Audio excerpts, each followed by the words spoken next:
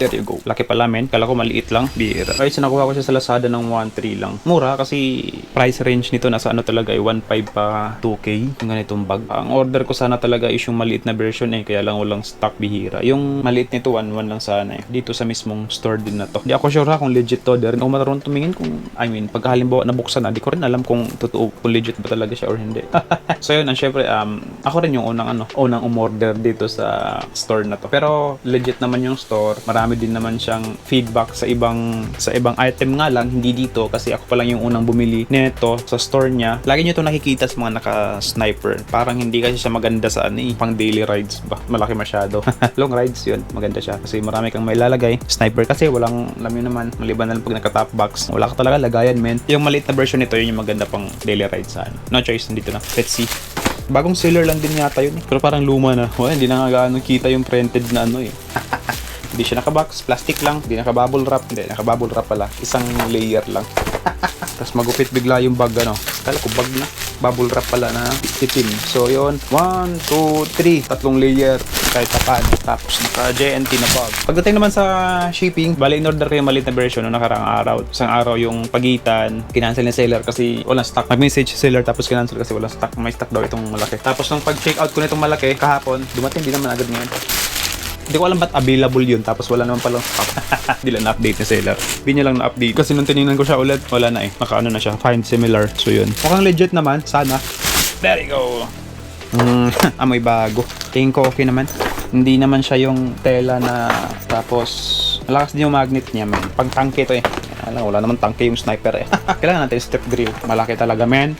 Laki, men. All goods. Gagamitin lang natin ito pang talaga. Pang long ride. Problema lang. Di naman tayo naglo-long ride. Sakto lang to ganito. Pwede na. Yan. Tapos pagka halimbawa, kinapos ka ng space. Parang luggage ba, no?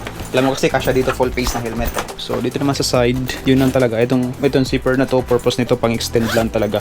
Pagdating naman dito, waterproof din to. Waterproof. Tapos may siya dito. May parang padding siya dito. Padding ba tawag dito? Para medyo safe yung nilalagay mo dyan. Pareha sila magkabilaan.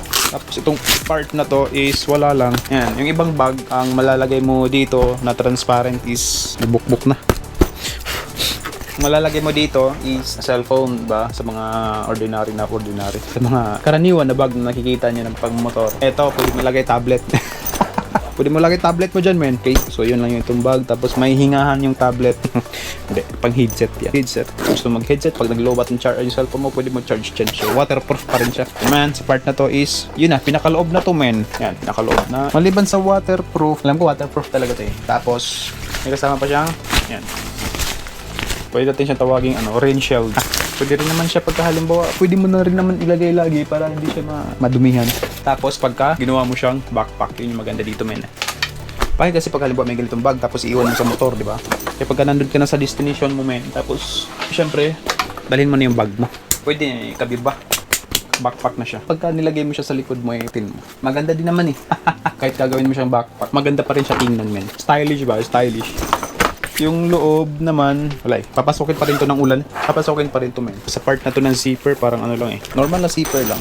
Pero yung part sa ilalim, ito siya. Parang tulda ba?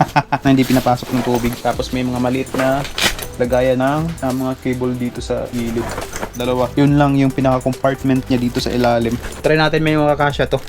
Sige nga. Sabit yung intercom, men. Siya na. Nako. Ang kasya mo. Come on, man. Sira pa yata. Yun. Laki. Ganito siya, men, pagka halimbawa nilagay yung helmet.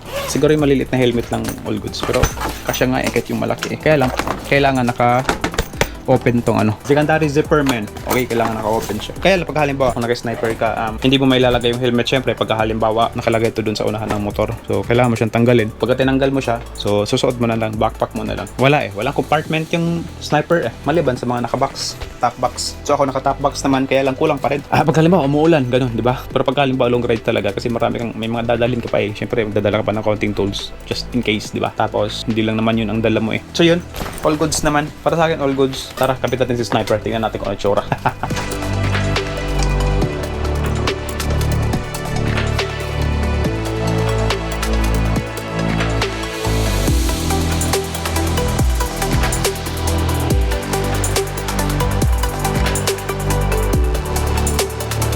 Okay, so yun men, tingin ko naman legit kahit papano. Di lang ako sure ha, kasi di talaga ako marunong tumingin sa mga ganito pero maganda naman yung quality siguro.